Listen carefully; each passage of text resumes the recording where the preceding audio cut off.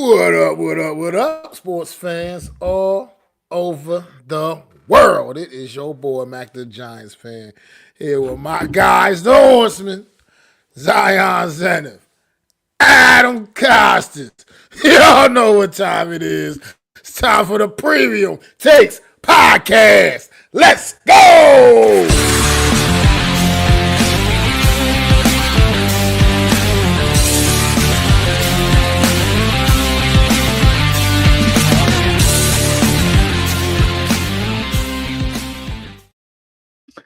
Yes, sir. Yes, sir. Yes, sir. Thank you, Mac, for that amazing intro, and welcome back to the Premium Takes podcast, and welcome back to Mac. I know you had a great adventure over to MetLife Stadium to meet some of the members of the Big Blue Crew. What's up, Alex? I know you was there as well. Thank you so much for joining us today on this episode. That being said, Mac, I'm gonna say, how was your trip? Meeting the guys from the Big Blue Crew, celebrating with them, watching some of the fights. Obviously, the game didn't go as planned. We'll probably talk about that a little bit later down in the show. But yeah, how did your trip go over to MetLife Stadium? And then also we can get into the talks of Los Angeles Dodgers. You know what I'm saying? Doing what they did in the World Series. I'm not a huge fan of baseball. What's up, Mitch? Founder of Hardcore Sports Networks in the house. I'm not a big baseball fan, but I do believe that the Dodgers did have an all-star lineup this year, and they did get it done. So I would love to hear your thoughts on that. But first off, how was your trip over to MetLife with the gang of the Big Blue Crew? I mean, it was a good time. Fun times. Always fun hanging out with those guys. It's always interesting adventures a little bit, man. But great hospitality. Hung out, chilled out at Airbnb, went out, kicked it out at Wales crib on Saturday night. Definitely was a good time, man. Said always a pleasure. And now tailgating on Sunday. The pregame. We definitely had a ball out there doing that. We had some good weather this year. It wasn't like last year with that shitty ass weather, all that rain that we dealt with last year. But it was definitely a good time, man. So then the game happened, and things went a little left after that. But I'm not superstitious, but I am superstitious. You've been there twice, and they've lost twice. Maybe we should go to a preseason game. That way, it won't count on the record if they lose. Just kidding. Wow, that's funny. I'm just saying. I'm not saying don't do the tailgate. I'm just saying I've counted the wins. So far, we're 0-2 with the Big Blue Crew in their tailgate. So we're actually 0-2 with tailgates as well. But I'm glad that they had fun, and it's that's great that you guys got together. That's 0-5 on the season at home. Wow, who would have thought? Sorry. Let's not roast the Giants. Are we 0-5 at home? Is that your stat? Yeah, I don't think we won a game at home this season. We have not won a home game at all this season. We've barely scored touchdowns at home. Yeah, there you go. Like shit. Wow. I think one lone touchdown before this game because we scored a bit in this game, but was Taiwan Tracy. This is the first time that Daniel Jones had scored at home. So congratulations on him. But both the Giants did on the show. Back to you, Mac. World Series wrapped up, man. Los Angeles Dodgers looking clean, man. I know it was against the Yankees. I know you guys are from New York. Myself, I'm repeating it. Stay away from that. You stay away from that. Touche. I love it. Touche, Alex. No Mets is also in the house as well, man. What's up, No Mets? Thank you guys for holding that down. Oh, that's lovely. I'm gonna step away real fast, but I gotta go grab something. The Dodgers. We said the Dodgers. Yeah, hang on. Talk about the Dodgers. Talk about New York. Yeah, the Dodgers. Hold it down. I'll be right back. The world champion Dodgers, man. Good job. I mean, they took out both New York teams in back-to-back rounds in NLCS and then in the World Series. Just took out the city of New York and ripped the city's hearts right out of their chests. We already have terrible football, and then you had the two baseball teams right on the cusps, and they both can't get it done either. Failing to the same damn team in the Los Angeles Dodgers. The scary part about the Dodgers, though, on some real shit, is in this series. I mean, is they got this done in what was it, 5 games? Yeah, I think it was. Yes. They got this done, and Shohei Ohtani, man, did not Nothing. really have a very impressive World Series, man. Not whatsoever. I mean, he did nothing of significance in this entire series that I can think of or Did he do remember anything in at the all. playoffs? And they still, I mean, yeah, he had a few moments here and there and throughout the postseason, yeah. But as far as in the World Series, man, yeah, he didn't really do much. And the fact that they were able do what they did to the Yankees without much of anything from Otani, I mean, that's kind of impressive to tell you about the rest of their roster in general. I mean, yeah, he's right like Adam down here right there, Freddie Freeman, man. I mean, just great series from that young MVP. man. I mean, he deserved every bit of it. Do you I think he's mean, he going Hall deserved of every Fame? bit of it. He played well in the NLCS too. I don't know. It's a little. Well, I mean, he's Baseball Hall 35 of years Fame is a old. little That's what finicky, I'm saying. man. He's I 35 years mean, old. He has yeah, I 300 know, but the over Baseball 300 Hall of home Fame runs. is it's a little different, man. It's a little But different. It's like probably the hardest Hall of Fame to get into, as a matter, I would say, is the Baseball Hall of true. Fame. I mean, It's he just does have complex, 300 home runs. That's why I asked. And a World Series MVP. but but yeah, the Dodgers. I mean, good stuff. I mean, yeah, it's been a couple of weeks. I know we kind of old to this talking about this right now, but it's yeah, like I said, great series, and I think this team will be a force to be reckoned with. I think they're built for long term success, obviously, so they're going to be a tough out in the NL for quite a few years to come. I don't know if you got anything, Adam. Well, the Yankees surprised me that they got to the World Series, but what didn't surprise me was the decisions that Aaron Boone made. Some of them were bad, some of them were, okay, but it seems like he doesn't have great in-game management. And I think Game One kind of ruined it when he brought in a starter that hadn't played for 6 weeks, and he obviously saw the at bat with Otani, who gets a foul, and then Freddie Freeman comes up and gets the grand slam. That's what really, I believe, turned the tides of the game. I mean, of the series. I know people, it may not feel like that, and I'm not a huge baseball fan like you, Mac. But when I heard that guy hadn't really pitched in 6 weeks, I thought this could be disastrous. And of course he pitched around the time he got out and they hit the grand slam. And I'm like, oh, great. And I'm sitting there to myself, not a baseball fan, sitting to myself like, why in the hell would I make that move? Bring a guy in who hasn't played in 6 weeks, over a month, sitting on the bench, not doing it. He didn't do any relief duty. He didn't do anything. He just, I guess he got phased out of being a starter. I don't know the exact story. Again, I'm a Yankee fan, but I'm not as involved as I am with the Giants, with the Yankees. But doing a little research, you find out who he is, and you're like, well, why in my brain, why if I'm a manager would I think that that's the right move to make? One, against Otani, but two, just in that spot, I mean, I think he thought he could do it, but to me that just seems like the guy comes out for you're putting him up against Otani. Oh, hey, buddy, you haven't pitched in 6 weeks. Go get the best player in baseball, right? Like what? Not even ease in. And then, of course, Otani kind of did his job because if you think about it, that guy, Otani, usually sets up the guy behind him. And the guy behind him happened to be Freddie Freeman. And that guy took one swing of the bat. Good night, the lights. Okay? And then I thought that was how the whole series ended. Then in Game 5, the Yankees choked. They just choked it away. And I think, there wasn't a lot of fight. It really was interesting to see how precise the Dodgers were. Right, they were talking about that during the broadcast that the Yankees were sloppy and they weren't always playing defense. And you saw with Aaron Judge in Game 5 with the where he dropped the well, those errors in ball. Game 5 were just Right. killers, man. And then Those that kind of errors were opened killers, man. right, and then they opened the door to their comeback. Right, so they don't make those errors. Who knows? But that sloppy play plagued them throughout the entire series. It wasn't just that game. It happened to rear its ugly head in an important moment in that game, but they were sloppy the entire way. I thought their best game the Yankees played was Game 1. And then once they got their hearts ripped out, I don't think they could get that momentum back. That grand slam walk-off was, I watched it and I was like, wow, epic. That's how I described it, epic. If you're a Dodger fan, epic. If you're a Yankee fan, crushing loss. And you could see that carried over the remainder of the series. And then I thought, like I said, Aaron Boone just got to make better decisions. I just think I don't know he's holding them back, but I feel like I don't know. To me, he's been a decent manager for the Yankees, but I always second guess this guy. I'm always wondering, can we get better?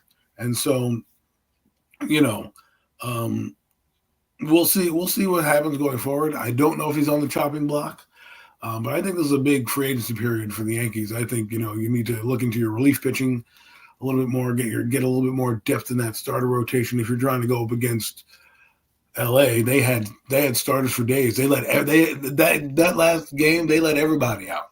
They didn't care, and you saw the depth of that and the lack of depth in pitching with the Yankees, and there you go. And of course, we talk about Ohtani. Aaron Judge didn't really have a good series either. He had a couple of good hits towards the latter part of the series, but we'll see. Oh my God! Stop telling me about big game 4. That's about it. Though. What up, Raphael? Thank you so much for joining us. What up, Brother Miz? Thank you so much for joining us as well. Didn't want to interrupt Adam's great take. That being said, though, I will say this: Bill Cumming, don't sleep on Bill Belichick. Judge is a playoff ghost. Yeah, I will say this, man. I'm not the most avid baseball watcher. I mean, like I barely understand the game, even though it's simple to understand. I just don't know how, all the calls and stuff like that. That being said, though, that guy strikes I will say this: Yankees cost themselves a lot of key moments. I will say that. Watching the games that I did watch, it's a lot of mistakes, man. How do you let go of a 5-0 league, especially in baseball, when home runs are hard to find at times? You know what I'm saying? Freeman is absolutely the MVP for what he did in that Grand Slam in that first game, and then what he was able to do in those other games. As far as Judge, I will agree with Alex. I mean, like Judge, you're one of the best players on planet Earth, and when it comes to the playoffs, it's like you got to show up. You got to put your team on your back almost. You know what I'm saying? And I get it. The Dodgers have the lineups of lineups, but we was able to. I say we like I'm a Dodgers fan, but the Dodgers was able to get it done without the best player in the world, with the best player injured, and the lineup of New York. I thought it was going to be a closer matchup. Honestly, this is someone that doesn't really follow baseball, but follow Sports Center and watches mainstream media when I can. And this was a battle of the coast, and this was supposed to be a battle of the coast, and New York was supposed to at least have 2 of these games, but apparently mistakes cost them the series.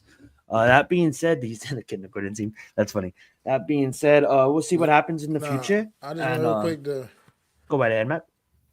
Because he's right. No, I was gonna say, because I mean, he was right up here with this comment. I mean, it's right on the money. That to me, in that moment in the World Series, and an important Game 5 for you, like you're literally playing for your life at this point, right now. Every game is an elimination game for you, and to have that comedy of errors in the 5th inning. I mean, you're getting great pitching all the way. I mean, it was just terrible. That inning was absolutely terrible, and it was just one of the biggest disasters you could ever see. I mean, and he was pitching a gem.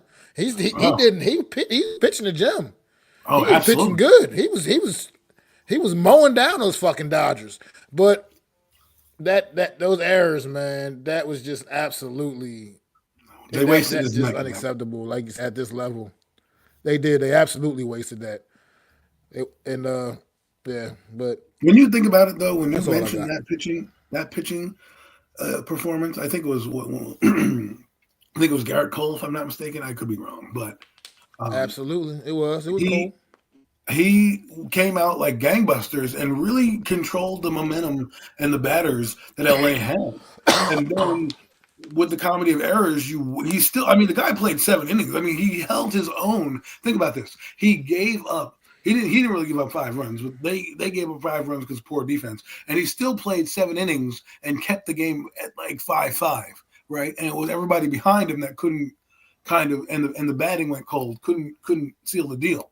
But when you think about it, he played you kind of wish that the Yankees won so that guy could have got recognition on how well of a game he played, right? And he won't, because it'll go down in game. And of course, if you're looking at the box score, you're gonna be like, oh man, Garrett Cole gave up 5 runs, and you're not really gonna see what he did. I mean, if you want to talk about elimination, he did no such thing. Right. No. And I want to mention one more person before we move on. Juan Carlos Stanton, okay, for the Yankees. He came through. I know he was much maligned. He's been injured in and out of lineups, didn't deliver in big spots. He came through not only in the playoffs, but in the World Series. He kept you in there. And Juan Soto, I have to mention him as well. I can't just throw Stanton out there. I think Juan Soto as well played their hearts out and really kind of navigated this Yankee offense. When they needed a big hit, those two guys were in the clutch, and you need more of that. You brought over some big bats. You have Jazz Chisholm, you had Aaron Boone. And I think that stretch in the sixth inning when those guys went cold and they couldn't hit anything, after that, you knew it was like curtains for the Yankees, man, because they just the Dodger pitching wasn't fantastic, by the way. It was not the greatest pitching. They hung on for dear life at that game 5 with their relievers, right? They also brought in a guy who hadn't pitched in weeks, and he damn near cost them the game. And they're like, nope, let's get him out. Dave Robbins was like, nope, let's get him out of here. Let's move on to somebody else. So if Yankees, I have to commend you for getting through the World Series, but you guys got to figure it out. You can't live off the home run. And you got to play better defense. But overall, I guess I will say this too: like 162 games, not counting the playoffs and all the games they play in the playoffs. Definitely, MLB celebrations, World Series celebrations are definitely different. Seeing the champagne, seeing the American beers, something that I loved watching. As not a big baseball fan. Every time this time of the year, I try to at least watch the final game, and I was lucky that I was able to see multiple games this year, even sometimes flipping the channel on commercial breaks for football. That being said, though, I will say this: as New York fans, you guys didn't get the job done, but at the end of the day, you guys reached it, and that's something. That's saying something. You got the Knicks in basketball, you got the Rangers looking good in hockey. So keep your heads up. I wish I could say the same about the Giants, but it's gonna be a while. But that being said, at least the other sports like basketball, like hockey, and even like baseball, you guys made it to the mountain, and hopefully we can get it done. Or you guys can get it done. I'm not. I really don't care who wins the World Series. But so much to say, I'm a Dodgers fan. But hopefully you guys can get it done the next time you guys go there. We're gonna transition to the UFC. We talked about it nice, a lot. Zion.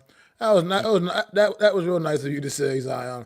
I appreciate it. But when you're the Yankees and you have 27 championships, it's always about getting to that mountaintop. There's no more. You got to the mountain part for where the team. You got to get it done. Add to the record books. Yeah. It's always about getting it done. That's all thing that matters. Yes, They've been there before. They've been there plenty of times. No participation trophies here. Either you win or you don't. They're not feeling that. They're not giving participation trophies out. I wish they didn't give you. I wish they didn't give you like the American Championship Series trophy either. Like that you win and to get in. Like, yeah, I won this ring. Like, throw that shit out. Throw that shit. Like you think that, I know the Giants have like their NFC Championship win from 2000 in their trophy case because they're proud of it. And in the 1950s, that would be a great thing. We won the championship. Demolished against the Ravens. Yes, and then you get demolished. So people want to Giant fans want to erase that from the memory. I just wonder if a player, same thing. Like I don't want this part. I don't want this award. I want the Lombardi, man. Absolutely. Whatever they call the pennant. I do happen to like their trophy, though, man. Their trophy is pretty interesting with all the flags and stuff. It's a cool-looking trophy. Absolutely, it is. Does that have a name? It is actually pretty cool. I can't remember what the name of the trophy is. It's like a centerpiece at a big dinner table. That's what it looks like. Like a fancy dinner, too.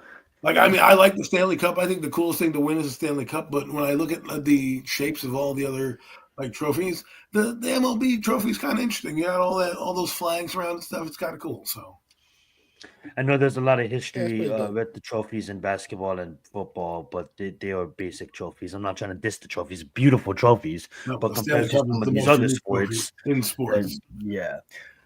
that being said, let's talk about another trophy. That is the UFC featherweight champion has reclaimed his championship, and we did talk about this on the show, The Combat Club, that me and my fellow co-host Captain Raphael does every every Wednesdays or Fridays. I was gonna say check your local listings, like on linear television, but they're dead. That being Check your said, though, local listings. I was just about to say check your local It's like listings. TV Guide here. Remember that, Mac? TV Guide? Oh, my God. With that being And said, people, I when I know, say TV Guide, I don't mean the one on your TV. I mean the paperback one they send to your house or you get at the supermarket. Oh I love shit! it. Oh man, That's the old school right there. definitely. That being said, though, Yeah, Max gotta Holloway, love man, one of my favorite fighters, did end up getting knocked out this past couple weeks ago. Not gonna touch on it too much because it is a couple weeks old, and we did touch on it on the Combat Club. But I did want to ask my fellow co-host, Mac, were you able to watch the fights? And if so, what's your thoughts on it? I was not able to watch it. I can't remember what the hell I was doing that night, but I mean that day, but I wasn't. Yeah, I wasn't able to catch it at all. I mean, I obviously have seen the footage, Yeah. Well, but what's your thoughts on the I wasn't footage? able to watch it live. My thoughts was, I mean, look, he caught Max, man, and Yes, he did. that's. I mean, I really don't know. There's not much else to say about it. I mean, it's just That's how the Max sport Holloway. That kind of doesn't take away. I goes. don't think it takes away from. Yeah, I doesn't take away from the greatness of Max Holloway, man.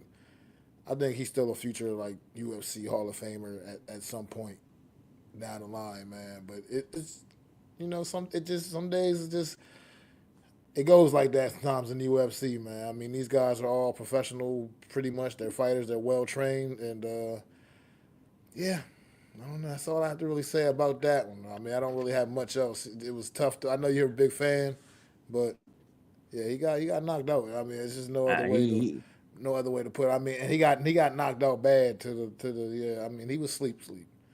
He was sleep. He absolutely did, and So we talked about this more on the Combat Club, so make sure you guys go check that out. That being said, though, he is going to move up to 155, so we're excited to see him done with featherweight. Moving on, he is much more older in his UFC career. It's good to see him move up a weight class and try to go take on some monsters in that division. But moving on, guys, we are going to focus on more of football this rest of the show. Via that basketball just really started. Not too much exciting news going on there. But we can focus on the New York Giants for a moment because I know that all of us Giants fans, we all had an opinion on the team. Obviously, a whole bunch of us wanted us to do way better than what we are currently. Even myself, predicting that we win 7 to 8 games at the start of the season. We are now looking at we're lucky if we escape Germany with a win against the Panthers, which I think hopefully we can get it done. But there's a few teams that we can possibly get it done to reach that seventh wins. That being said, though, like there's a lot of I just want to take a moment and hog the mic for a bit because there's a lot of things that's been going around with this organization, and I do want to say this for my personal thoughts. It does automatically start up front. If you look at the draft class and what Joe Shane was able to bring in, I can honestly say that Taiwan Tracy is looking pretty promising, and Malik Neighbors looking like he's him. Theo Johnson getting some reps too, looking pretty good out there as well. And then we have Newbin that's looking pretty promising as well too. Um, Darius didn't really see the field as much as I wanted him to because we have great linebackers ahead of him, and obviously he is a rookie; he needs to learn. And obviously, Drew Phillips, developing as a cornerback, it is hard to make the transition from college ball to the NFL. So shout out to Joe Shane on having a good draft. But to be all honest, guys, the state of the New York Giants has been, it's been hard to watch. A lot of people is blaming the coaches with the rack coaching calls, and I can see where they're coming from. A lot of the people like myself is waiting for them to bench Daniel Jones, including my co-host on this show, because of the fact that he has the injury cause, and we don't want this guy to. We've seen enough. We've seen enough, and the team needs some kind of momentum spike. I honestly think that not Joe Judge. I see it reminds me of Joe Judge. I kind of see how Brian Dable is almost losing the team, and it's not fully Brian Dable's fault. But to be honest, I just want to open up this conversation and be like, well, what's your guys' thoughts on the state of the Giants? It's a total mess right now. I honestly feel sorry for our defense. It's kind of like we predicted in the summertime. It's like, our defense is going to get tired because our offense is going to have trouble moving the football down the field. Or even if they move the football down the field, we're going to have trouble in the red zone, and teams are going to score on us. And then the defense are going to try to do everything that they can to hold us to win the game. But then the offense are not going to win the game in the key situations that matter. We give this team 2 fucking minutes, they can't even score a touchdown. You know what I'm saying? You give other teams 30 seconds, they're kicking a game-winning field goal. They're scoring a game-winning touchdown. Like, it's just nothing can go right for this team. It's like we started off the season strong with our O-line play, and then we're one injury away. Obviously, Andrew Thomas is someone special. He goes down, and then now we look like shit. We can't block to save our lives. Now we can't stop anybody to save our lives. We have no-name receivers carving us up. I mean, like, this is a shit show. And I will say this, I'm not a fan of firing anybody after 2 years. I honestly think it's almost like you got to come in, you got to set your foundation, you got to set what you wanted. But honestly, man, like, if we are really thinking about getting rid of Daniel Jones, and I think we are, and that's a fact. I mean, like, do we absolutely just clean house? Do we get rid of everybody? Like, what's the limit? If we win less than 3 games, or we win about 3 or 4 games this season, what's the status on the team? Do you guys fire everybody and do you guys start fresh? Do you guys keep Joe Shane and get a new head coach? Do you guys keep the head coach and Joe Shane and get a new quarterback? But this all would have been avoided, because if we had prioritized quarterback in last year's draft, and I'm not saying trade the house to go get a Drake May, Jaden Daniels, like Caleb Williams. Well, we could have got a quarterback. I'm not regretting taking Malik Neighbors, but there was quarterbacks there in later rounds that we didn't plan on. So we're just gonna hope to God that Daniel Jones is just gonna save us. And this, like, I don't understand what the philosophy was. And at least if Brian Dable was to take a quarterback, his job is somewhat more secured, because he can tell Mara, like, hey, look, we're struggling, but I'm grooming this young quarterback and he's going to be the next big thing. You know what I'm saying? But the fact that we didn't do that, now what the fuck is going on? It's a circus. That's my honest opinion about this team. We don't need to drag this conversation on if you guys don't want to talk about this team, but I would love to hear you guys' thoughts on this team, because it's absolutely garbage dump, and it's been a garbage dump for 12 years. And when people be like, I don't watch the Giants no more, I really don't watch the Giants no more. I spent my Sunday afternoon out and about. I came home. I watched the afternoon football games, and for someone that plays DraftKings, that's tough. That's tough for me to do. But to be honest, it's like I watched Red Zone for a bit, and then I watched highlights, because I honestly, I'm not gonna sit down and waste 3 hours of my fucking life to watch this pathetic franchise. And yeah, I'm still gonna put on the cap, but you want my full attention and it's not a primetime game? And there's other teams playing? You out of your fucking mind. You crazy, Giants. You crazy. And for all those people that go to the stadium to go into the game and have fucking season tickets, I salute you, man. God bless you. Because I can't even watch this fucking team on my TV for 3 hours. I'd rather watch other teams, more exciting teams that we had every opportunity to get the players that they got. But we failed in those draft classes, and now we're watching those players strive in the league. Funny how things work out. But I'm going to stop venting. I'm going to let you guys take over. Who wants to go first?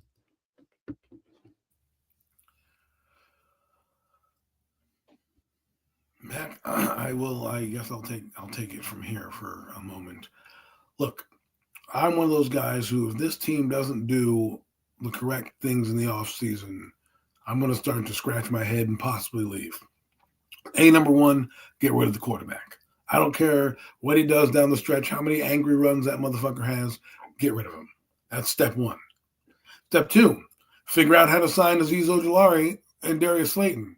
Because if you let those guys walk for nothing, like you did the last time with Barkley and McKinney, and hope that you get one comp pick for 2 players when you could get 2 picks for 2 players, that would be a gross negligence of your duties. Also, Evan Neal, what is he doing? What is he doing? Like, what are you doing with that guy? Get him some reps. That guy can't be the tackle. You're bringing an offensive lineman off the street and starting them. Some guy named Hubbard.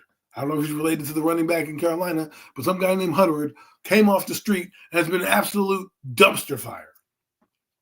Absolute dumpster fire. Okay?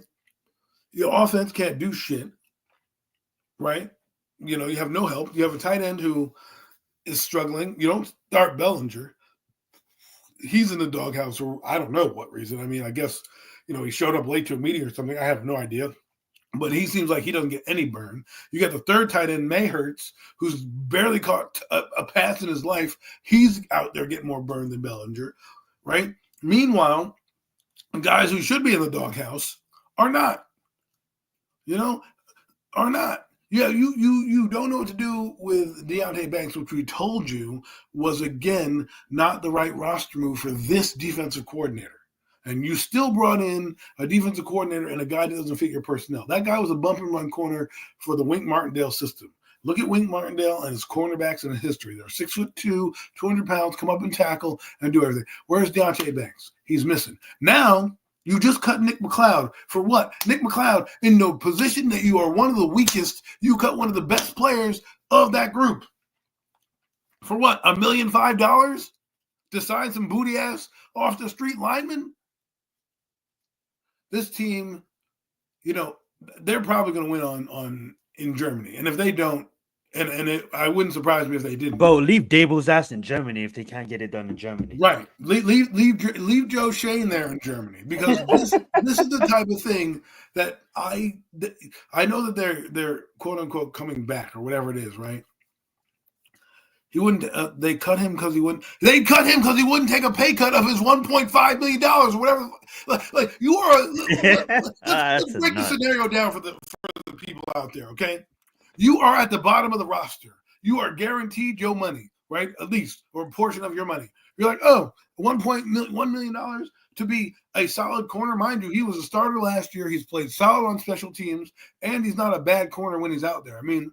He's not the greatest one, but when you look at the list of corners that we have, he isn't doing that terrible either. I mean, but Adam, our cornerback room is full to the brink with all these veterans and these legit corners. Adam, we can't cut a guy like that. But listen to this: you brought in Fabian Moreau last year and had a better shot, right? And Nick McLeod again plays Wink Martindale's defense. So you take one of the bottom guys of the roster, one of the bottom players in the roster, and you cut him for $1.5 million.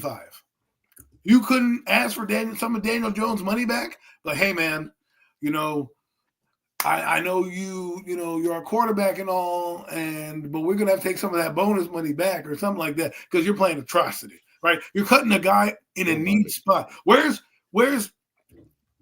it just doesn't make sense to me.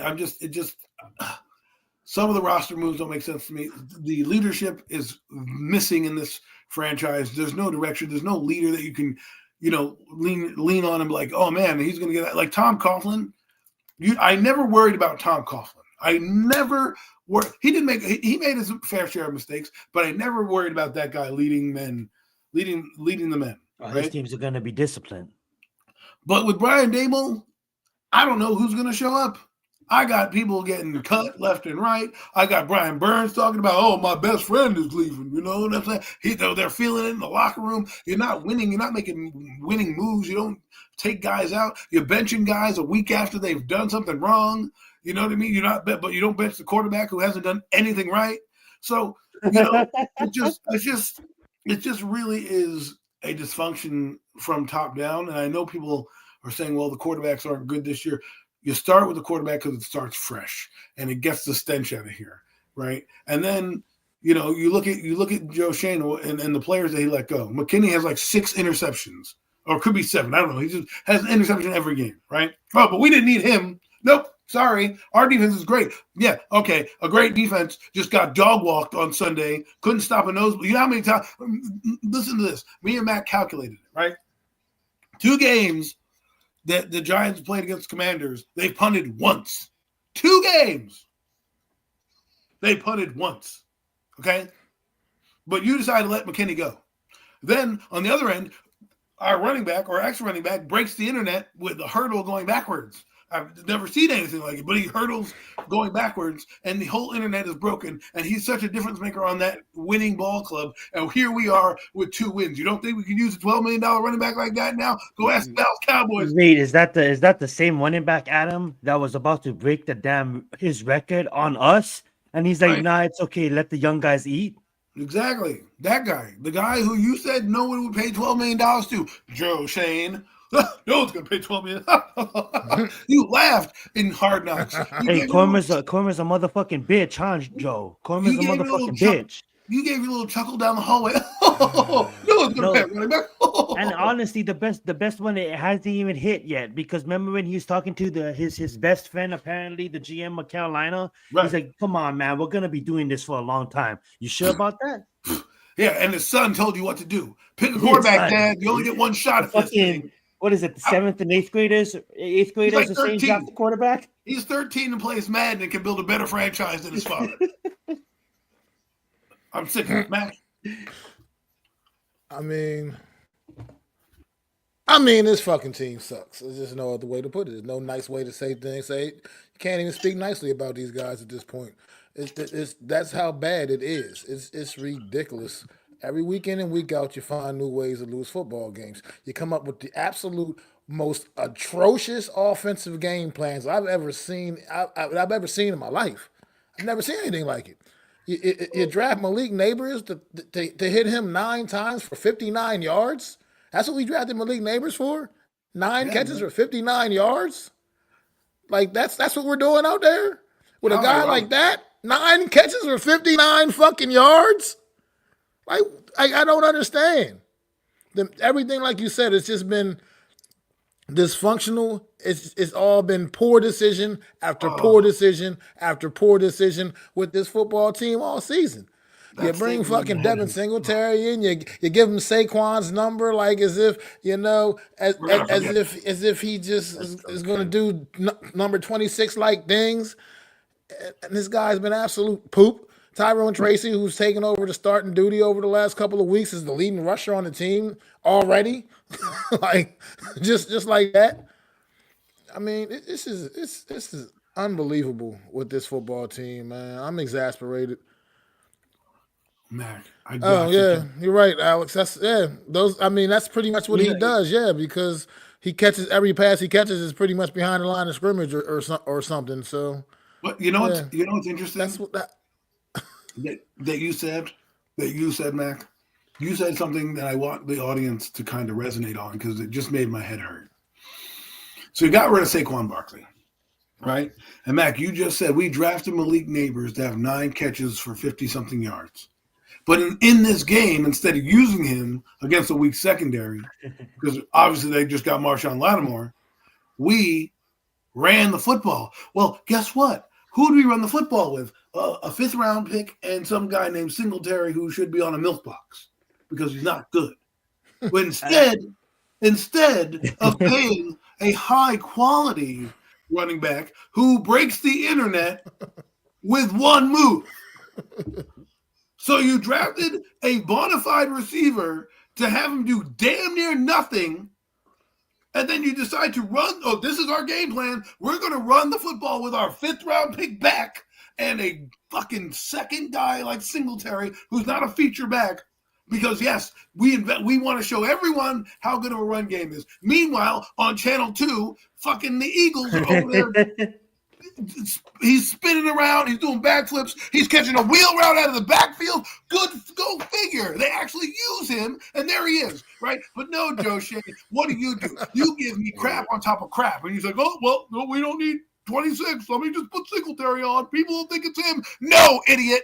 And then your coach, who's just as dumb as you, shows you how dumb you are in constructing this roster. You draft the 9th overall pick. You don't use him on an end around. He doesn't get any burn. He's sitting there talking to Jaden Daniels because there's no fucking leadership on this fucking team. And then you go and try to run the football down the throats with running backs you didn't even know were on the roster last year. But meanwhile, I have to sit here and watch the internet break because Saquon Barkley is on the team that I hate the most in the fucking division, even though I don't bring it out because I'm a content creator, but right now I'm fucking pissed off because that team over there now has a running back that I have to watch for the next few years over there.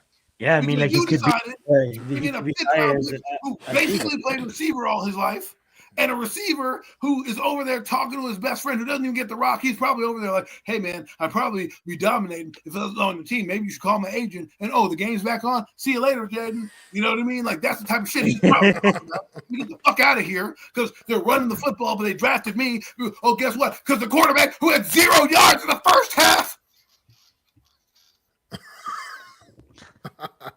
Fucking facts, but he had a touchdown pass. He had a touchdown pass with those 0 yards. 1991, man. Riddle me that. 1991 was the last time that shit happened. 1991. I was fucking Only 6. Daniel Jones can have a stat line like that. 6, 7. Only he can have a stat line like that. Exactly. 1991. People, I'm in my 40s. I was 7 when the last time somebody did that. I wasn't even born yet. He wasn't even a thought.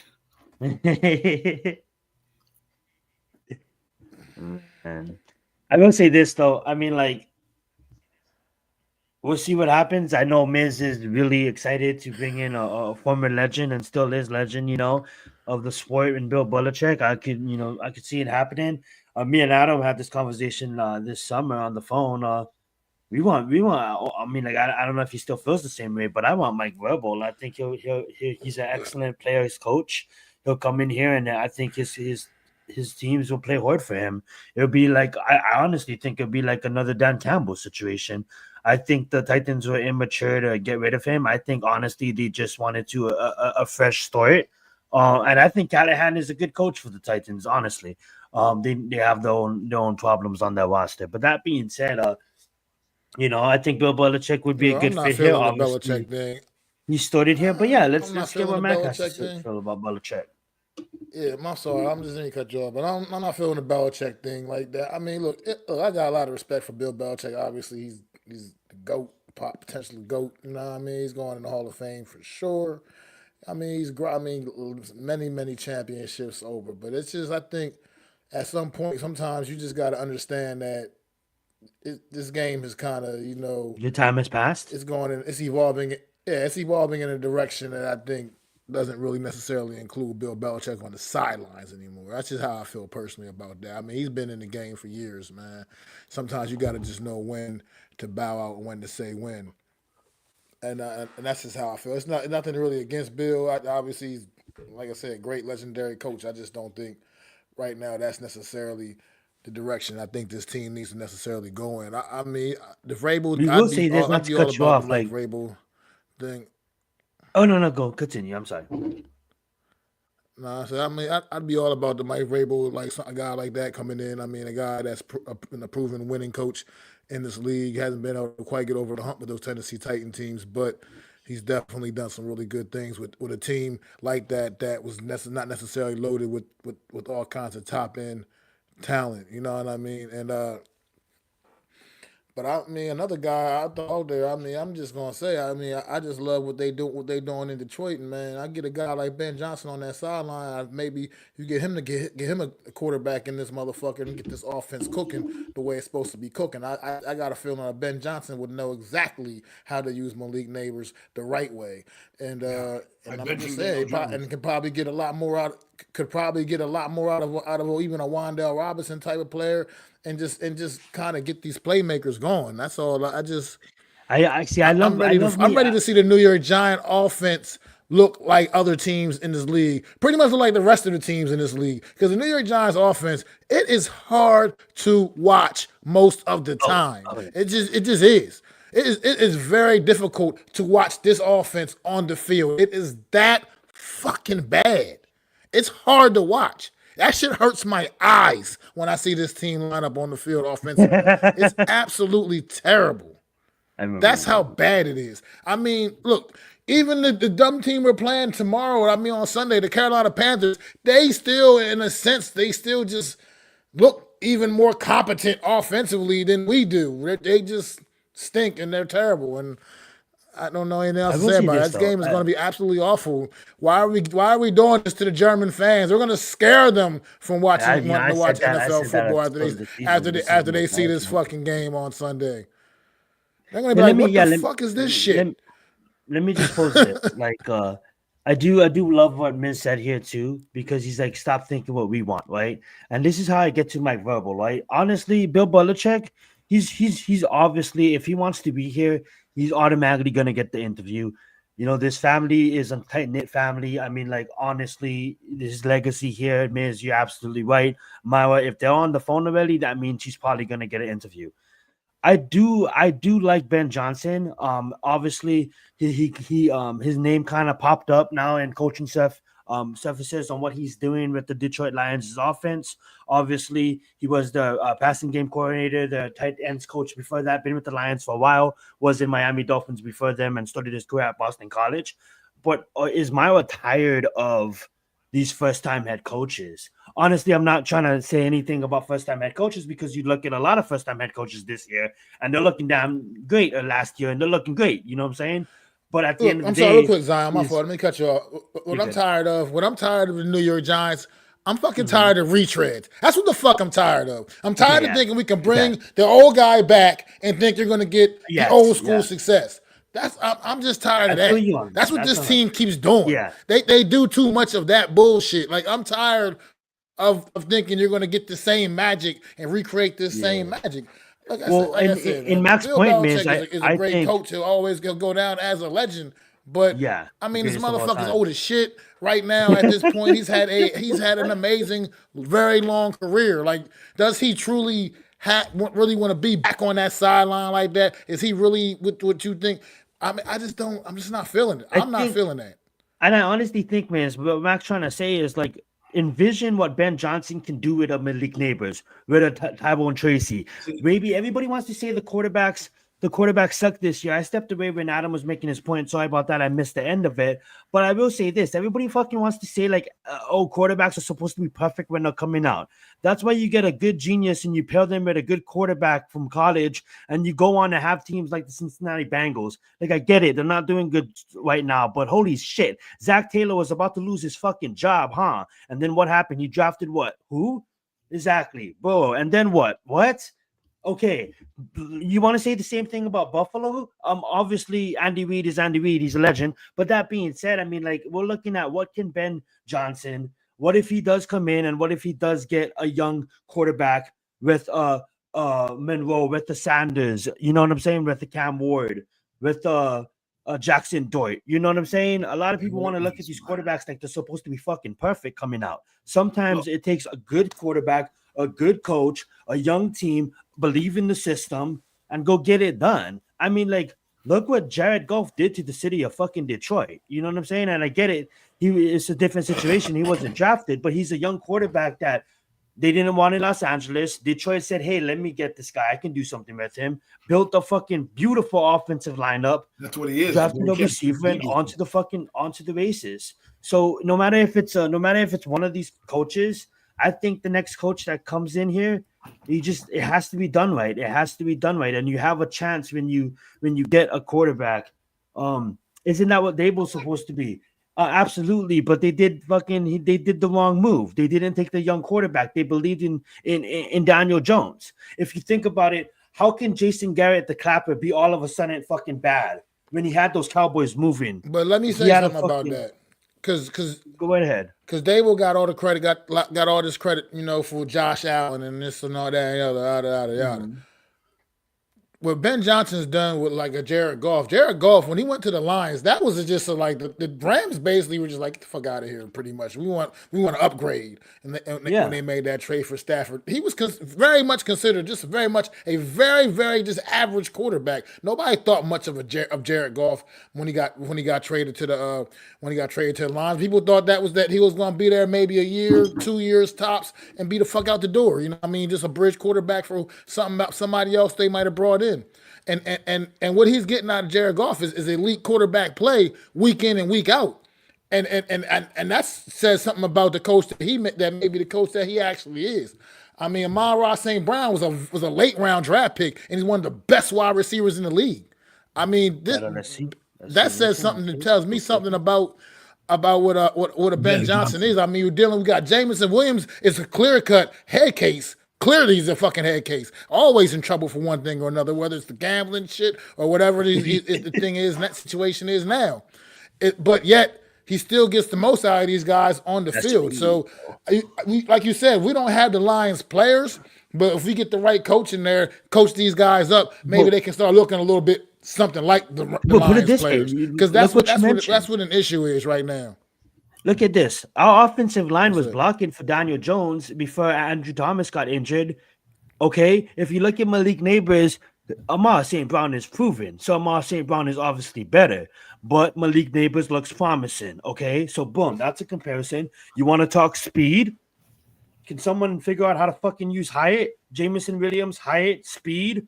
You know, you want to talk about obviously running backs, physical running back in Montgomery, all around dynamic running back in I can't believe I'm forgetting his names right now, but Gibbs, you know, in Gibbs, you know, we have Tyrone Tracy, we have a fucking Stingatary. What happens if Daniel Jones and Jared Goff was you just swap places like Freaky fucking Friday? Yes, just quoted Freaky Friday, but like Freaky fucking Friday in week 1. Is the Giants, ask yourself this.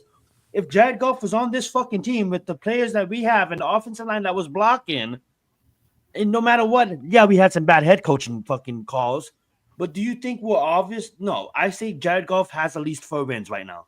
I will promise you that. And I'm not saying it's all Jared Goff, because Mac was right. It's a lot to do with Ben Johnson.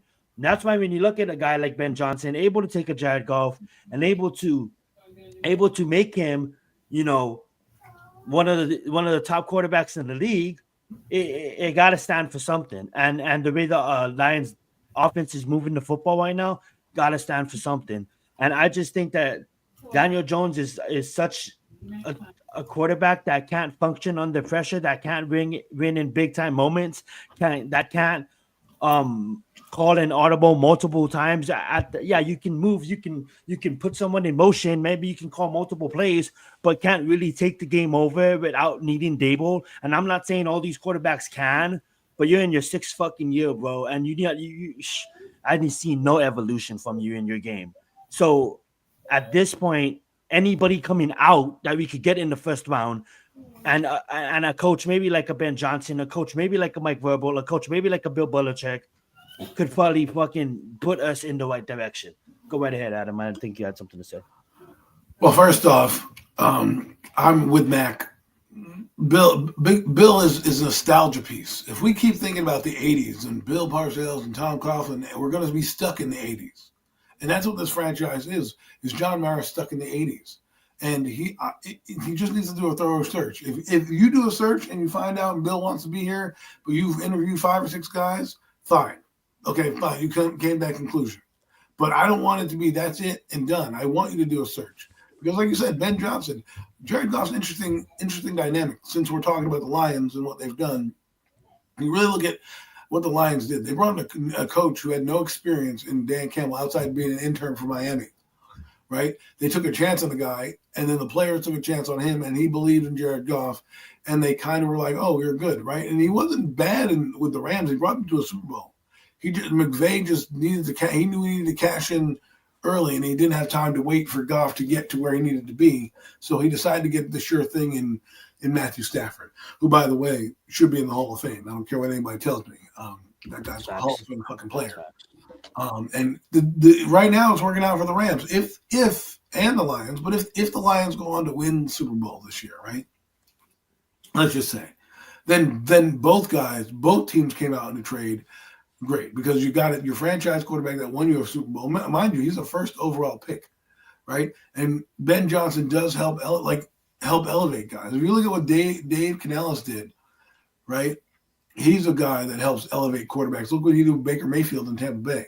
If you look at what Sean McVay does with his quarterback situations, those guys are competent, right? That's why he got Carson Wentz now as a Rams quarterback, because he wants to have a solid backup to have in there so his offense doesn't fall apart.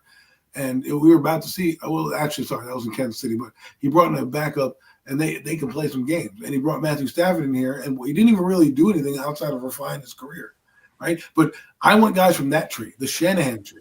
Someone mentioned it to me in the space. Shanahan's tree has done well. Bill Belichick's tree has not in the NFL. That's fast. You have Kevin O'Connell, you have Kyle Shanahan, you have Sean McVay. You know, they all work together in that Mike Holmgren trio. Mike Holmgren down to Andy Reid, down to Doug Peterson. There's more guys out there from that tree and that lineage that have had success than the Bill Belichick tree, which is the Joe Judges, the Brian Dables, the Josh McDaniels of the world, Charlie Weiss's. Like, you look at that tree. I mean, yeah, sure, he has Bill. Let's not even talk about two motherfuckers like Matt Patricia and who's that other one? I mean, yeah, the Raiders coach. You talk about Bill Belichick and Bill Parcells, two of the best Bills in the history of the game. But when you look at their tree, it's a dying branch, as opposed to maybe a guy like Mike Holmgren, or actually the Bill Walsh tree, as they like to call it, the Bill Walsh tree, because Walsh got the Holmgrens, the Shanahans, all those guys, and those guys have led to some of the guys we have now. So, and that tree has grown and gotten stronger, and the game has gone more towards the Bill Walsh way. I mean, when he came in, he reinvented offense. Offense used to be play action, go downfield. What's that? I said the run and shoot. Right. I mean, there's different variations. There's the Kevin Gilbride, what do they call it, the air raid system, right? And then you have the run and shoot, the run and gun. You have the West Coast system, which is predominantly what the Rams ran, a lot of screens, a lot of short dump offs and things like that. He revolutionized that. But we come in here and we have a coach who's supposed to be a QB guru, and clearly that he's hamstrung because the guy he has is not smart in comprehending what he needs to do. So he can't do what he wants to do. So when the other two quarterbacks coming behind him, DeVito and Tyrod, I saw Brian Daboll's impact. I saw what he could do when two new guys came out off the bench and could still navigate the team. Were they great? No, but they were more functional, more fun to watch, right? So if we do go the quarterback route, the new coach route, I don't want an old school. I don't want. It's not that I don't like Bill Belichick, but if you're getting a coach, right, are you going to invest in a house that's going to fall apart real quick? Or are you going to invest in a house that you think you're going to be there for a little while, right? Think about that. Bill Belichick's like 72. You give him 5 years, he's 77. If he makes it to 77, right? If he wants to coach that long. The reason you get a guy like a Brian Daboll, because he was an up-and-coming coach, needed his first time, right? He's 46 years old, or was 46 years old, and then boom, look at that Shanahan tree. Well, that's some shit right there, bro. Technically the Bill Walsh tree, right? But you forgot Andy Reid's also there, Mike Holmgren's also there. So you have Shanahan, but there's also Shanahan is a disciple of Walsh, who also made Andy Reid, and also all those guys. So Andy Reid's tree and Mike Holmgren they're all lumped in together, right? So I would put an offshoot, a side branch to the Holmgren, because I'm sure he's part of intertwined in this family as well. I have it right here. I put it up. Yeah. So look at all those guys, right? I mean, it's crazy. This is the pauper tree. Here, I'll give you the pauper tree. It's kind of small. That's why I didn't bring it up before, but I know exactly what you're talking about.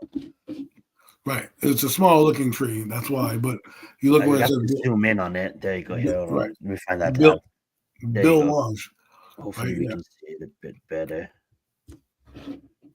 But my point is, look at all that green. I'm sure the green is like active or younger coaches or things like that. Like you have Pete Carroll right underneath George, and you have Andy Reid right underneath Mike Holmgren, and then you got Mike Tomlin right underneath Tony, and that all comes from Paul Brown. But then the Bill Walsh tree breaks off, and the Don Shula tree breaks off, and the Chuck Noll tree breaks off, but they're all intertangled.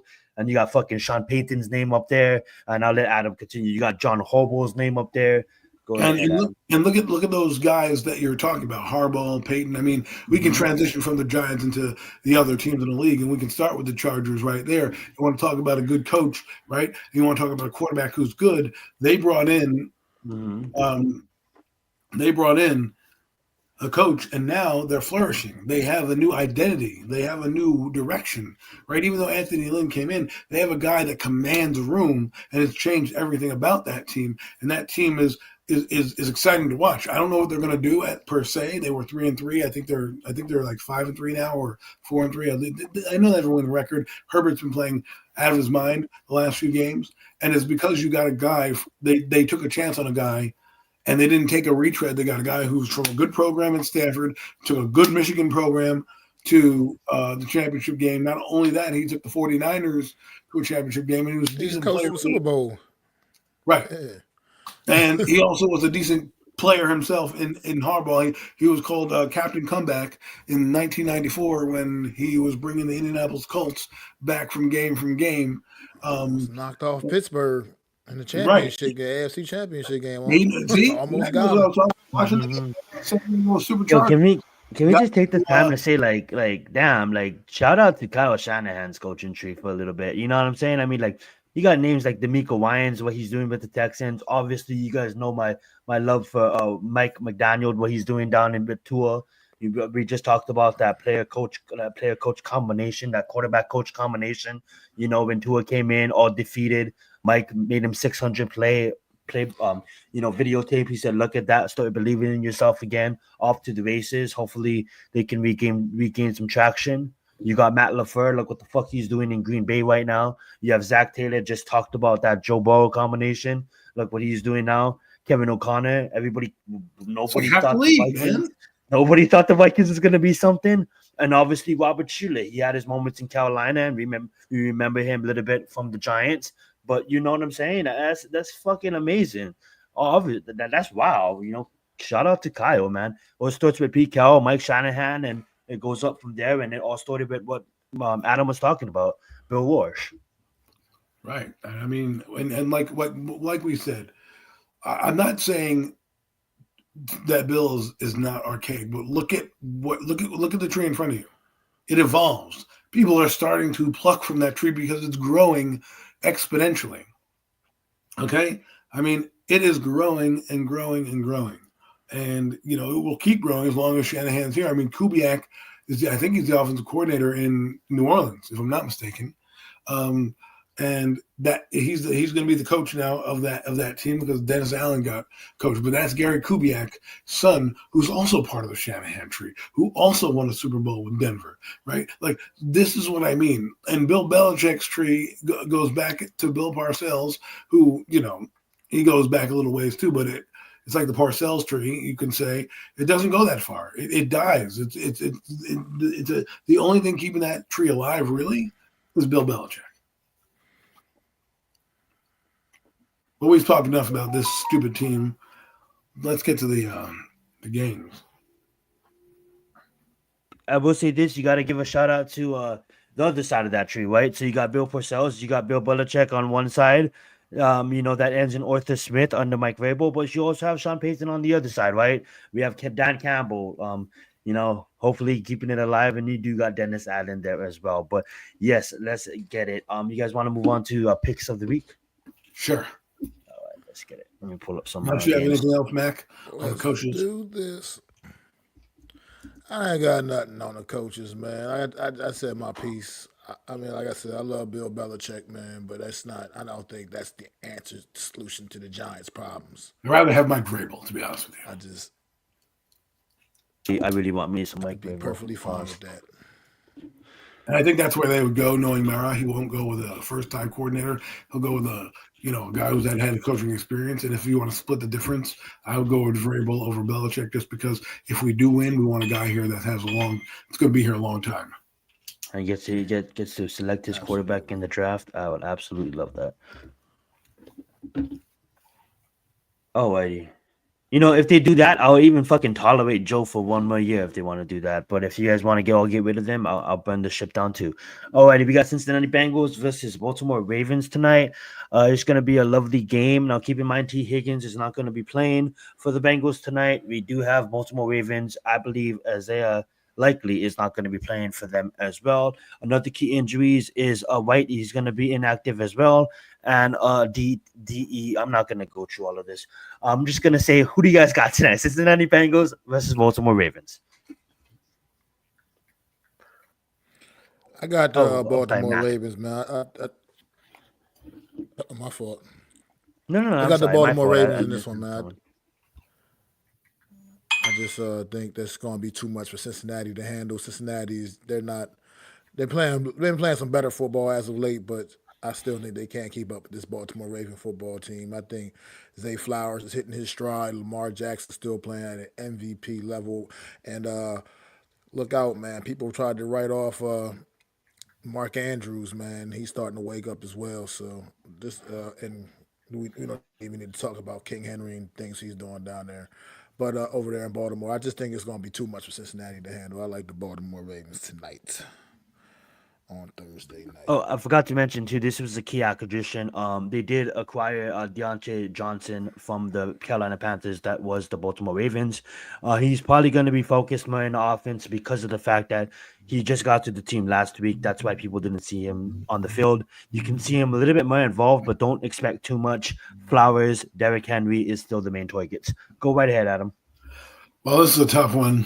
My gut was telling me to go Baltimore, but I can't let my second team go because they have more wins than my first team. And you know what? Right now, I'm more of a Bengal fan than a Giant fan because I don't care if they win the Giants. You sicken me right now. I'm going to go with the Bengals, and I'm going to take them because I think, this is it. This is the last. This is one of they have to split one of these two games, and maybe they split one at home, and maybe I'm going crazy. But if they can win this game and get to 5-5 on the year, then they have everything in front of them. They could possibly come back at some point and steal the division. So this is huge. I'm going to say Cool Joe, rises to the occasion. I was leaning Baltimore Ravens earlier in the day, and later on in the day, I have to lean Bengals. I think Adam is on point with this one. I do think that Joe shows up tonight. I think Joe in a division game, spotlight, primetime game, Thursday night game. Baltimore Ravens gonna move the ball up and down the field. Lamar Jackson's probably gonna fucking run for like 80 yards. It's gonna happen. Maybe have a winning touchdown. But the last game we seen, it was an absolute shootout. Both teams are kind of in similar situations. In nothing really major is gonna stop these teams. I mean, like T. Higgins is major, but from moving the ball on one another, Baltimore Ravens is absolutely the better team here. But in a sense of a division, you throw that out the way. I think Joe Burrow is gonna have a great game tonight, and I can see Chase easily getting 100 yards before the end of the first half. That should I say? All right, guys, we have an early morning game. The New York Trash Cans versus the Carolina Trash Cans. So, which trash can are you going to pick, Adam? Oh, well, you got to pick the trash can in New York. That dumpster, even though it's burning, has to be able to get a win. I watched a little of the highlights of the Panther game. They can do things. If the Giants go asleep at the wheel, they will lose because Hubbard will run through them. But if you can't beat Carolina, I don't want you to come back to New York. You might as well just stay be the Germany Giants for all I care. That would be a damn atrocity. And you know what? I wouldn't be surprised if the Panthers were like, you know what? We're going to beat this team because they're just shitty and they go out and beat us. But I'm picking the Giants. But don't disappoint. I absolutely love it. So, Adam, you get both of your teams playing back-to-back. How nice. Alrighty. Matt, who do you got? All right, well, two shitty-ass teams. One of them's got to win. And I do agree the shitty team from New York probably takes this one. I think this is what they do. They're going to go out there. They're going to beat up on the Carolina Panthers. And then everybody's going to say how great Daniel Jones is and see, Daniel Jones this, Daniel Jones that. Because he just destroyed, because he's going to go out there and shred the Carolina Panthers defense. But how we all feel. It's not going to matter at this point. This season is already over, and we're just waiting. We're just counting down the rest of the games at this point. So yeah, Giants win in Germany. But like you said, if they lose, keep Dable over there. Shane, you can stay and hang out over there too, and you can keep Daniel Jones right along with y'all. Y'all can go ahead and go ahead and hang out all together, man. We'll just ride back with Drew Lock and Tommy DeVito and say fuck it and go from there for the rest of the season and get that number 1 overall draft pick. Let's go. Righty, that was lovely. As much as I love this, no Mets. The Panthers, I could maybe it could happen. But I have to ride with my fellow co-host. This is Vincent repeat. We've seen this movie time in and time off. Time again. It's always like, okay, we are such a garbage team, and then we have a game where it's like, oh, we beat up on a shitty team, and now we're all of us like Max said, it's rinse and repeat. New York Giants is gonna get it done in Germany, and they're gonna beat up on the Carolina Panthers. And I honestly think Bryce Young ain't ready for what's gonna come on that D line. But it's funny because it's a 2-7 team, so you can't really diss the Carolina Panthers. So yeah, the Giants will get it done. We'll see what happens though. But like my fellow co-host said, they can't get it done. Man, just fire them, fire the house. Alrighty. We got New England Patriots versus Chicago Bears at home. I'm gonna go first on this one. I'm gonna take Chicago. Better team all around. I do like what Drake May is doing for the Patriots, kind of filling it out, getting them comfortable. But at the end of the day, you're playing the Chicago Bears that had the toughest schedule up as far as this point. Should have won some of those games, but just struggled at times. A team that I feel here on out is going to start playing good football. And I get it. It's key injuries, both teams affected. But at the end of the day, I'm going to ride with Chicago. Who do you got in this one, Mac? It's been a bit of a roller coaster ride for Chicago and Jaden Daniels, man. And Drake May has been playing some promising football. It's another good matchup between two top draft picks from this past draft class. Two guys I think that have a very bright future. But I think Chicago does end up edging out the New England Patriots. Although for the sake of the New York Giants, I would love to see the Patriots go ahead and get this dub and just tack another one on to their win loss record. But I think Chicago does get him, man. Drake May's been giving it everything he's got, but doesn't have a very talented team around him right now. And I think once they put some more pieces in New England, you'll see that young man really begin to soar. But Chicago here. Wow, no Mets picked the Panthers. Crazy. I will go with the New England Patriots because I'm just being crazy, just being fun. Why not? Just why not? Drake May versus Caleb Williams. Can Caleb Williams do it? I know the Bears will win, but for just for fun, I'm going to pick the Patriots. I love it. Sometimes you just gotta have fun. Oh, righty. You can start this one out, Adam. You got Buffalo Bills and the Colts playing at, I forgot the name of the stadium, Lucas Oil Stadium. There you go. Well, it used to be called the RCA Dome back in the day. I don't know if Mac remembers that, but RCA TV company, I think. But anyways, I'm going with Buffalo. They're 7-2.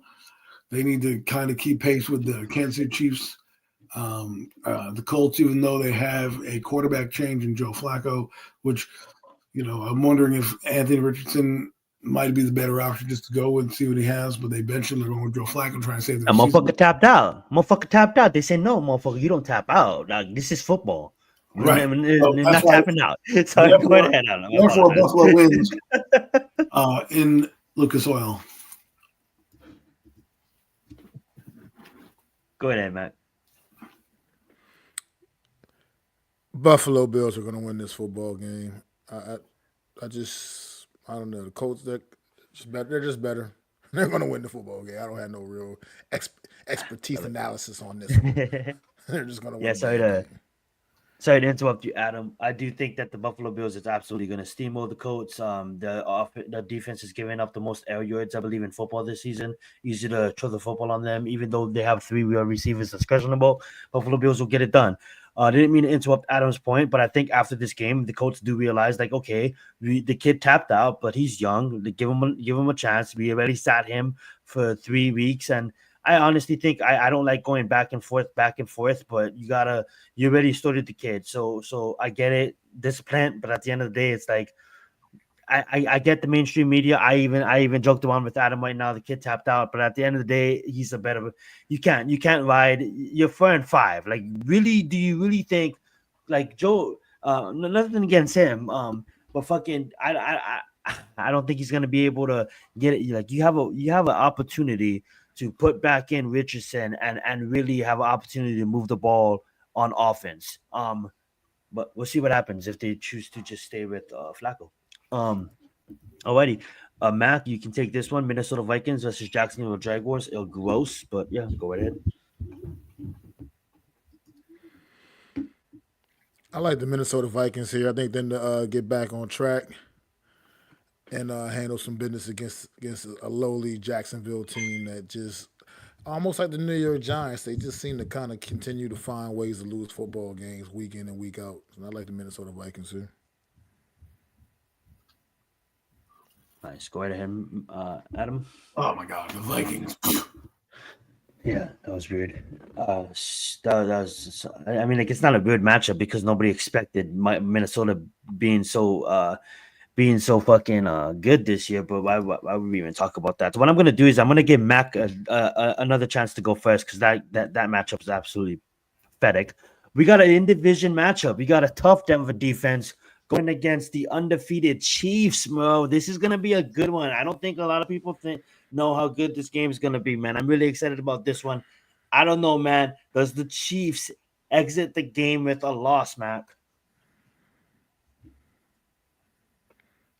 This is the moment of the Premium Takes Podcast Pick'em section where Mac the Giants fan does the unfathomable.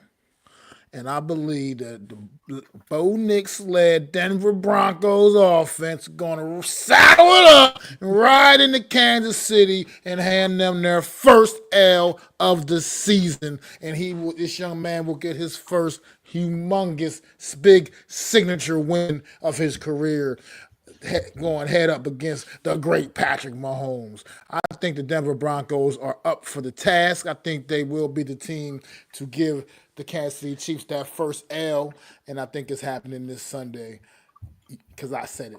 Mac the Giants fan, remember, book it, baby. Said book it. What you got? What you got, Adam? Well, after that, I think I'm going to get on the Mac bandwagon here and go with that Bronco defense because they've been playing pretty good. And, Kansas City, who, didn't get beat up badly against Tampa Bay, but Tampa Bay held their own, right? And their defense is not as good as Denver. If Denver can do what Tampa Bay did, they can hang in there. But you know what? I'll leave this one alone. I'll go to Kansas City. So, Mac, you can have your standalone pick. So I'll go Kansas City. You don't need to have a standalone pick because I'm hopping on that fucking train right fucking now. I'm taking Denver plus 7.5. Easy fucking cash. No mistake about that. Injured fucking ankle. Mahomes is still going to get a shot, come out there looking like Mahomes. But, well, this Denver Broncos defense is not going to be playing around in this game. Knock it out the They got game. this game fucking scheduled. They got this game circled. Got this game scheduled. About to whoop some fucking Kansas City Chiefs ass, bro. I'm with Mac on this one. I love this shit. But we'll see what happens, man. If Kansas City wins, it just goes to show how fucking special Andy Reid and Patrick Mahomes combination is because that shit's crazy. And you can't forget about our ex-defensive coordinator, and Steve Spagnuolo. That being said, Adam, who do you got in this one? You got Atlanta Falcons versus the New Orleans Saints. Another division match. New Orleans has a lot going on, and not in a good way. Falcons got a lot going on in a good way. They're going to come out and shellac the Saints. Shellac. Do you agree, Matt? Absolutely, I agree. The Saints are just terrible. I mean, I just don't know what happened. This football team was the best damn team in football after the first 2 weeks of the season, and then ever since then, I mean, they have the same record as the Giants now. Like, go figure that. Yeah. So Atlanta they're gonna destroy the Saints on Sunday. Yes. Coming off of a loss to the Carolina Panthers, by the way, might I remind everyone of that. That's true. I have to agree with my co-host. The Saints were fool's gold. Once you really got to it and you really got to take a look at it, you realize that shit is not gold. That shit is fool's gold. I'm gonna ride with the Atlanta Falcons, and I'm actually gonna do Adam another favor, being that this was such a shitty matchup. I'm gonna give him another game. Adam, who do you got in this one? 49ers or the Tampa Bay Buccaneers? I'm gonna go with the Tampa Bay Buccaneers here. I like what I saw. What they did, the 49ers are reeling at the moment. I mean, they know they beat the Cowboys, but that's not saying much right now with how the Cowboys are playing. But I think Tampa Bay, I hate to use moral victories because there are really none in the NFL, but if they go back and look at that tape and they're going to say to themselves, hey, we hung with the Super Bowl champions. Let's take one, because I think they should have won that game. If they went for two, a lot of people had a theory. If they went for two, Todd Bowles, and they get it, Todd Bowles is a hero. If they go for two and they lose, people would have killed him. But once Mahomes got the ball, even Baker Mayfield knew the game was probably over. There's no Baker Mayfield over in San Francisco. So I think they'll have a chance to win this game. I'm going to go with the Bucs.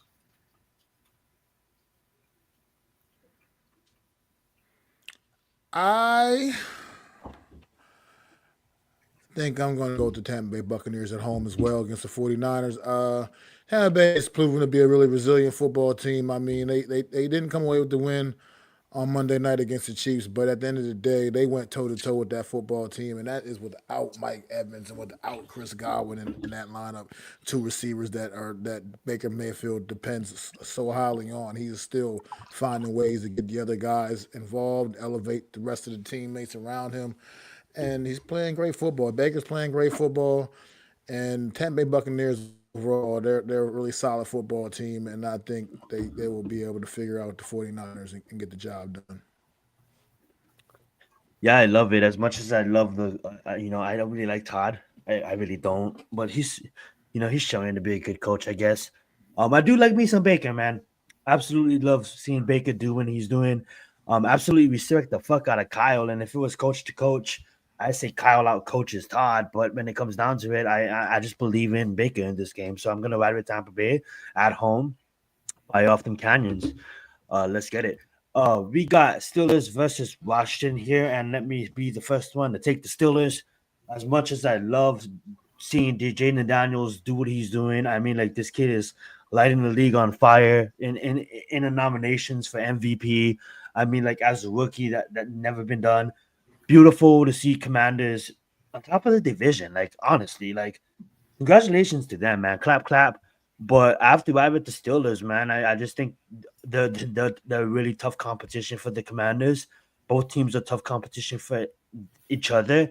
But I just think that, they're going to scheme something up. As much as Arthur didn't really perform as a head coach, I think he's performing good as offensive coordinator. And I think the Steelers defense is by far one of the better defenses in the league. They're going to fly across country and they're going to get it done. So give me the Steelers. Who do you got in this one, Matt? I like the Washington Commanders, man. I think this team absolutely for real. I think Jaden Daniels is the absolute. He is the truth. He's absolutely him, and I think Sorry, at I'm home not the fighting. Washington Commanders will keep the ball rolling, man, and find a way to take out the Pittsburgh Steelers. Absolutely. And who do you got in this one, Adam? But before you go, I'm sorry, I forgot these teams play so damn close to each other to think about it. So they're not really the flying across the state. Go ahead, though, Adam. Yeah, I was like, well, your geography may be off, but that's okay. We'll let it go. I was thinking of Washington the state and then forgot the DC team. So I know that. Listen. We'll forgive you. It's premium takes. Your take on we won't. We just won't take your take on geography. That's all. But anyways, I'm really good at my geography. I think Pittsburgh is going to win this game. Like I said yesterday with Mac, this is a game I think the Washington Commanders are going to be ready for. But if they lose the game, it's not going to be one of those games they lost because they're a bad team. It's just they're trying to go toe to toe with one of the best. And I think Pittsburgh, coming off a bye week, they just had, I think they're going to be healthy and ready to go. And I just think they're going to have a slight edge against the Commanders. Now the Commanders, more power to them. They're probably going to look at me and laugh and point like, we got Marshawn Lattimore, motherfucker. You're gonna regret that. But I think the Commanders, need this game. This is one of those games where, yeah, it's cool to beat the Giants. It's cool to beat, all these bad teams. You got to win this game. However, I'm not picking them. Well said. And correct me if I'm wrong, but I do believe they play in Maryland, if I'm not wrong. I was just thinking of Landover, Maryland. Come on, man. I was just thinking of Washington the state for some reason. Yeah, well, we know the reason. God damn you, George. All right.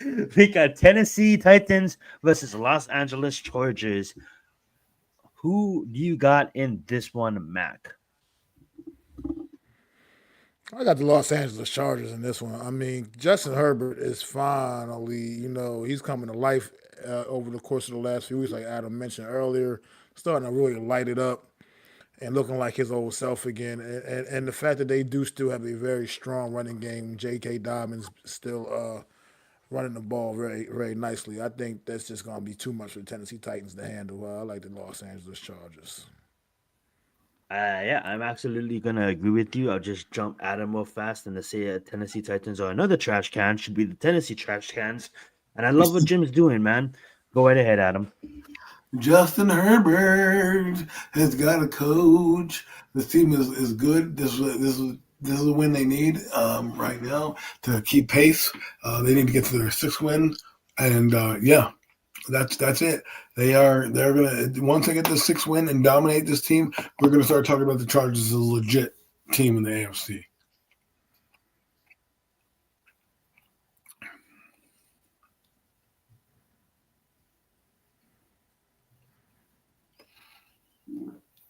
The Jets, Cardinals. Ugh. I'm going to go with Arizona. Just because. That's it. I love it. Go right ahead, Mac. Arizona. Arizona's interesting team this season. But I like the Jets here for some reason. I don't even have a real reason why. I just like the Jets. I wonder if it's gonna be like a Christmas game. Is it gonna be like green red? Probably not, because you can't do that to colorblind people. But that would be awesome if it was. I'm sorry, I'm not trying to be like that, but I'm just saying, it'll be cool if they all wear like all green. Well, I think their helmets are green. Aren't their helmets green? Yeah, all green Jets versus all green Arizona all red Arizona Cardinals. Let's not do any of this color rush crap. Okay, I may be old school, but all these highlighter colors and all this stuff. Oh, I know the kids are like, this is lit. It's fire. Just go back to the old school jerseys from the '90s. We'll be good. I disagree. I want the Oregon Ducks jerseys up in this bitch. No, you're the problem with that shit. You're the problem with What's football. up, Tudo? You are the reason why football is what it is. Because you want those cleats that are also green that look like highlighters, and then I want like fucking all black jersey with gold outlines, bro. I'm all about that. I'm all about looking nice. I will say this: the Jets came out with all black the other night, and I was like, "Yo, the Giants need to do an all black and white." Like, give me the all blacks. Give me the all blacks. I mean, like, if you don't like the H-Town jerseys from Houston, you're lying to yourself. You know what I'm saying? I am lying to myself. I do love those jerseys. That being said, though, the Jets were actually one win more than been being trash cans. So that's why they're the New York Jets. So they're dirt. Yeah, they're dirt. So I got the Arizona Cardinals in that one. Alrighty, this is a fun matchup. I'm gonna let Matt go first on this one. Dallas Cowboys. No, this on paper looked like it was going to be a fun matchup. This looked like it was going to be a fun matchup on paper at one point in time before the season started. But now this is not the NFC East matchup people are waiting for. This is just the Eagles against the lowly Dallas Cowboys at this point right now. Dallas Cowboys one game better than the New York Giants right now on the season and on the year. And they're without their quarterback for a while. The Eagles win this football game because Dallas right now, I mean, Micah Parsons may be back in the lineup. He may be back. Oh, no, you know what? I can't do that. I don't know. I guess I had to change the heart overnight last night, but I do remember yesterday specifically saying Dallas Cowboys come out here and get the job. It's okay. You have a way to change your mind. I do, but I just forgot that I went that direction yesterday, and I do now know that Micah Parsons is looking to play this Sunday. He's back in practice, been back in practice. So maybe the Cowboys actually get a little bit of pride trip up these Philadelphia Eagles on Sunday. So I'm gonna go. I'm gonna stick with my guns from yesterday. Actually, I'm sorry for the confusion, folks. So you're gonna ride with Cooper Rush? I am. He won some games. Cooper Rush led Dallas Cowboys. I love that. Go right ahead, Adam. I'm not as brave as Max, so I'm going to go with the Eagles here because, they got the guy who hurdles people backwards. So he's going to put on a show over in Big D and really give the fans of the Dallas Cowboys something to watch because he normally didn't get to torch the Cowboys because he's getting hit 5 yards in the backfield. Well, guess what? He's getting hit 5 yards downfield. Okay, Saquon Barkley's having a great year. I think it carries over into this game. Yeah, I forgot who drafted that guy who hurdled backwards. I would say this though, he's a division game. He's gonna run right through Dallas, and as much as I love Michael Parsons and that defense will show up in moments, I just don't have faith in Cooper Rush. I honestly, he's a good quarterback, but not against the Eagles. Maybe against the Carolina Panthers, or the Tennessee Trash Cans, or the New York Trash Cans, but not against the Eagles. Detroit Lions versus Houston Texans. This is a fun matchup, man. This is a good matchup, man. Who do you got in this one, Adam? This is a primetime matchup, man. It's a tough game because I love both teams. I love what both teams are doing in their direction. I want to go with Houston here just because this is what we call a heavyweight fight type of game. You're stepping into the ring with arguably the best team in the conference. I know they're not the champions. San Francisco is, but right now at 7-1, they are the top dogs right now. So I want to see the Texans in their building on prime time. You know, they've had 2 back-to-back primetime slots. You know, time to punch one in here. Let's see CJ Stroud on the big stage. I can't wait. Houston, let's go H-Town. You better not do those jerseys dirty. I absolutely love it, man. Who do you got in this one, Mac? I got the Detroit Lions, man. I mean, they're just a really, really good football team. I mean, really, really good, and on both sides of the ball. I mean, this team gets it done offensively. They're just a lot to handle. CJ Stroud's been uncharacteristically not so great the last couple of weeks or so. So let's see if we can get out of that funk, and that would be good to see. Nice to see. But I think right now, just my money's on the Detroit Lions, man. They're just a well-oiled machine right now at this point. I absolutely love what you just said right there. I do agree that CJ has been on a flunk. I do love what the Detroit Lions has been doing, but I do have to ride with Adam on this one just because it's going to be at home. I think this is a pinnacle game in his young career right now, where this is the game that a lot of people before the season started had Detroit representing the NFC in the Super Bowl. Um, Obviously, people had San Francisco before that injury too, but I've been hearing Detroit's name a lot. And this is a team that Houston knows that they're playoff bound. Houston's playoff bound themselves. This is a game on prime time where CJ Stroud is just gonna live through the moment. Both teams are gonna be fighting, and I think Houston comes up on top at the end. Alrighty. That being said, Detroit, no, not Detroit. Miami Dolphins versus Los Angeles Rams. What a what a different matchup from the game we just got done talking about, but should be a fun game regardless. I don't know, maybe a high scoring game, maybe a low scoring game. We'll see what happens with this one. I know the total is over 50, so people are expecting a shootout, but I am gonna roll with the Los Angeles Rams, man. As much as I love what Miami is trying to do with Tua's being back, and Tyreek Hill finally getting back to Tyreek Hill, I do think that Miami defends SoFi Stadium in this point, and Sean McVay, like he does in week in and week out, scheme up a great game plan. Obviously, there's some weeks where his players can't get it done, and it looks like Miami's going to come in here and run right through the Rams, but. No, I'm gonna take the Rams. I'm gonna take the Rams to defend SoFi, and I'm gonna use the bathroom. I'll be right back. Go right ahead, Adam. I'm picking the Los Angeles Rams because Matthew Stafford and company are humming right now. They saved their season. I think this is the start for the march for them. We always see the Rams make a second half push. It's coming, boys. It's coming. And I also will agree with the panel here. It's a clean sweep. I like the Rams as well. I just think the Rams right now. They still got a lot to play for. I think the Miami Dolphins could be in a position over there in the AFC where it's just a little too late at this point. Clearly, they're not mathematically out of anything, but at the end of the day, they got themselves in quite a hole. And I think the Los Angeles Rams, man, they still have some real legitimate life over there in the NFC West division right now, and I think they have a chance to still to really make a play for not on for that division title, or even a wild card spot at this point. So I think the Rams right now are playing like a hungry team. You got Puka and Cooper Cup back in the lineup, absolutely cooking, and I like the Rams, man. So I believe we all took the Rams on that last take. That being said, is there any other conversations you guys want to get to tonight? But before I ask you guys that, well, actually, I'm gonna ask you guys that. Is there any other conversations you guys want to get to tonight? I mean, I don't know. Alrighty. Got nothing specific. That being said, I am gonna ask you guys.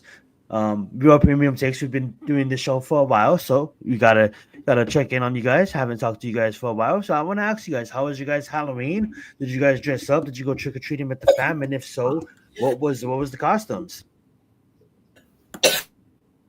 Well, my sons were. I forget what they were now. Oh no, they were spiders. I dressed up as a skeleton, and we walked around the neighborhood. We went with one of his classmates, walked around the neighborhood, made some bank. Thankfully, the neighborhood, got to give kudos to them for actually participating. You know, there are some years where they don't want to do nothing. This year, it was we could have got candy for weeks. I mean, I already have candy for weeks, but I mean, we could have went out again, and then we could have given that candy out next year at Halloween. That's how much candy was still left when we went inside. So it was a lot of fun. Thanks for allowing me to do that, guys. You don't get those moments back. Oh, absolutely, my man. Go right ahead, Mac. How was your Halloween? Yeah, it was pretty dope, man. You know, nephew was Captain America, and I was very cool Nice. uncle. So, you know, just a beautiful day, man. Going out, getting the candy with the kids, seeing everybody showing off their costumes. It was dope because the weather was nice enough that people didn't have to be in big ass coats covering up their nice costumes. So it was nice. It was Yeah. good times. Beautiful, beautiful. Well, I am going to pass it back over to you to end us out. I just want to, before you do thank them, I just want to thank everybody that have been holding it down tonight as well. Thank you so much for joining us. But go right ahead, Mac. Let's end it out and get ready for Thursday night football. I'd like to thank you all for tuning in to another edition of the Premium Takes podcast.